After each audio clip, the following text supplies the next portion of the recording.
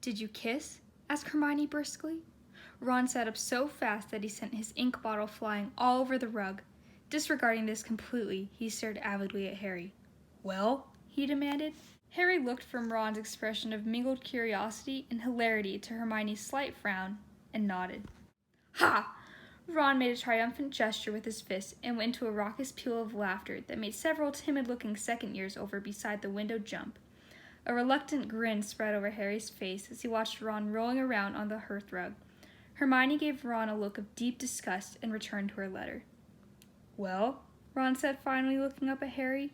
How was it? Harry considered for a moment. Wet, he said truthfully. Ron made a noise that might have indicated jubilation or disgust. It was hard to tell. Because she was crying, Harry continued heavily. Oh, said Ron, his smile fading slightly. Are you that bad at kissing? Dunno, said Harry, who hadn't considered this, and immediately felt rather worried. Maybe I am. Of course you're not, said Hermione absently, still scribbling away at her letter. How do you know? Said Ron in a sharp voice.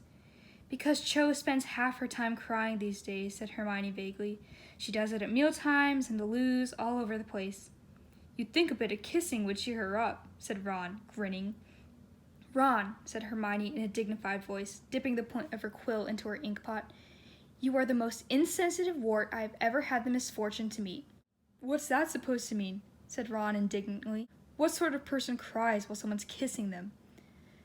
Yeah, said Harry, slightly desperately. Who does? Hermione looked at the pair of them with an almost pitying expression on her face. Don't you understand how Cho's feeling at the moment? She asked. No, said Ron and Harry together.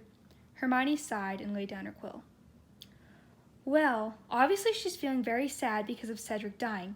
Then I expect she's feeling confused because she likes Cedric and now she likes Harry and she can't work out who she likes best. Then she'll be feeling guilty, thinking it's an insult to Cedric's memory to be kissing Harry at all. And she'll be worrying about what everyone else might say about her if she starts going out with Harry. And she probably can't work out what her feelings toward Harry are anyway, because he was the one who was with Cedric when Cedric died, so that's all very mixed up and painful. Oh, and she's afraid she's going to be thrown off the Ravenclaw Quidditch team because she's been flying so badly. A slightly stunned silence greeted the end of this speech. Then Ron said, One person can't feel all that at once, they'd explode. Just because you've got the emotional range of a teaspoon doesn't mean we all have, said Hermione nastily, picking up her quill again. She was the one who started it, said Harry. I wouldn't have. She just sort of came at me, and next thing she's crying all over me. I didn't know what to do. Don't blame you, mate, said Ron, looking alarmed at the very thought.